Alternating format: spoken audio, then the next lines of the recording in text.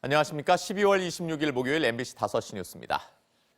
유재수 전 부산시 경제부시장에 대한 감찰 중단 혐의를 받고 있는 조국 전 법무부 장관의 구속 여부가 이르면 오늘 밤 늦게 결정됩니다. 취재기자 연결해서 자세히 알아보겠습니다. 박윤수 기자. 네, 서울 동부지방법원입니다.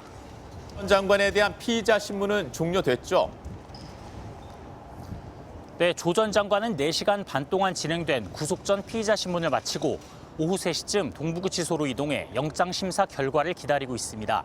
조 전 장관은 법원에 출석하면서 지난 122일 동안 가족을 상대로 이어졌던 검찰 수사를 견뎠다며 혹독한 시간이었다고 말했는데요.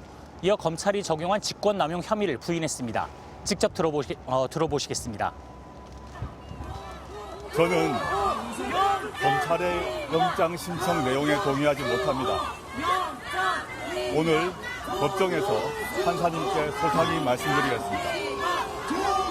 철저히 법리에 기초한 판단이 있을 것이라고 희망하며 또 그렇게 믿습니다. 조 전 장관은 지난 2017년 당시 금융위 국장이었던 유재수 전 부시장의 비위를 알면서도 수사기관에 알리지 않고 감찰 중단을 지시한 의혹을 받고 있습니다. 검찰은 민정수석이었던 조 전 장관이 지위를 이용해 유 전 부시장의 비위를 덮고 감찰을 중단했다며 직권남용 혐의를 적용했습니다. 반면 조 전 장관 측은 당시 감찰이 정상적으로 종료됐으며 수사기관 의뢰 대신 금융위의 감찰 결과를 이첩한 것뿐이라고 주장했습니다. 또 특감반을 지휘하는 민정수석으로서 정무적, 법적 책임은 있지만 당시 판단이 죄가 되지는 않는다는 입장을 밝혔습니다. 오늘 영장심사 결과는 검찰에도 중요한 분수령인데요. 조 전 장관이 구속된다면 유 전 부시장 감찰 무마 의혹과 관련해 다른 청와대 관계자들에 대한 수사가 탄력을 받을 전망입니다. 하지만 영장이 기각되면 검찰의 수사 동력이 약화될 뿐 아니라 검찰이 무리하게 조 전 장관을 수사했다는 비판 여론이 커질 전망입니다.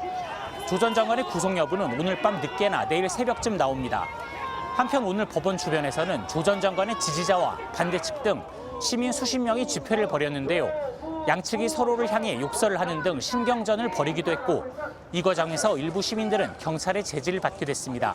지금까지 서울 동부지방법원에서 MBC 뉴스 박윤수입니다.